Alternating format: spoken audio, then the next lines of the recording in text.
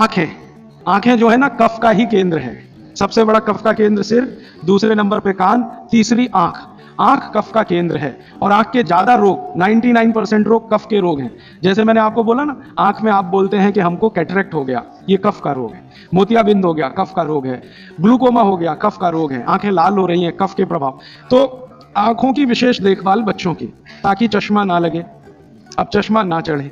अब आंखों में क्या करें जी, कफ को कंट्रोल करें। तेल नहीं डाल सकते आंखों में, क्योंकि तेल और आंखों का मेल नहीं है। आंखों में हमेशा एक फ्लूइड रहता है, तेल में डालें माने तेल उस फ्लूइड में गया तो गड़बड़ करता है। तो आंखों के लिए घी ठीक है, देशी गाय का घी। तो बच्चों को नियमित रूप से देशी गाय का घी आंखों में लगा सकते हैं तो बहुत अच्छा है। देशी गाय का घी ये कफ को शांत करता है।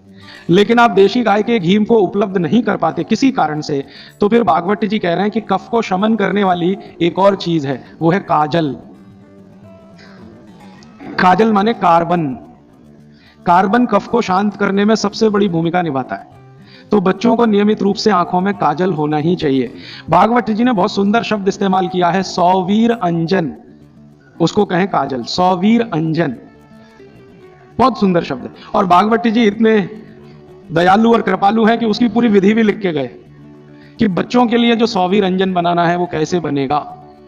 उसमें इस्तेमाल होता है गाय का दूध और दारू हल्दी। दारू हल्दी देखा, दारू हल्दी, एक हल्दी और एक दारू हल्दी।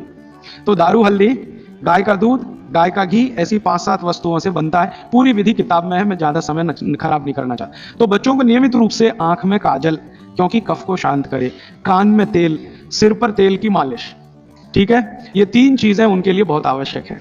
फिर आगे चलें तो खान पान उनका, कफ के प्रभाव में जो भी बच्चे हैं उनके खान पान में भागवत जी कहते हैं दूध सबसे आवश्यक। दूध, बिना दूध के बच्चों का जीवन नहीं। दूध तो उनके लिए सबसे आवश्यक। दूसरी कोई चीज उनके लिए आवश्यक है, वो है मक्खन। मक्खन, लोनी कहते हैं, मक्खन कहते हैं, लोनी। और फिर तीसरी चीज है घी, उसके बाद तेल, और उसके बाद जो भी आप साधारण चीजें खा रहे हैं।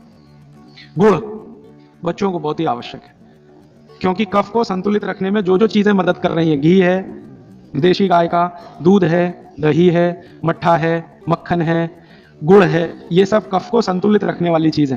तो ये बच्चों के भोजन में नियमित